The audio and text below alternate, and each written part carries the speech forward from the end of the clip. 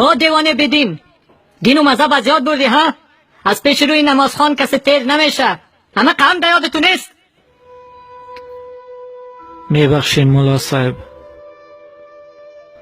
در هنگام کردن کار نیک و ثواب دست راست باید از چپ خبر نشود. شما عبادت به نمایش میکنین و یا به الله تان؟ او دیوانه، چشمایتو باز کو وگرنه در دوزخ میسوزی.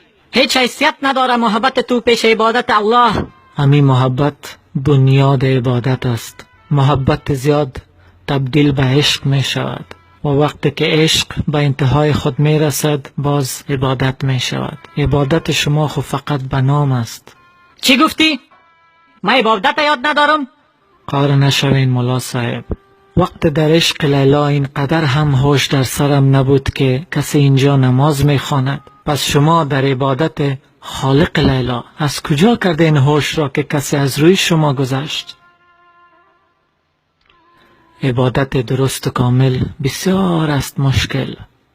سر به سجده و به دل فکر دنیا اگر این عبادت است، اما محبت ما از این پس بهتر است.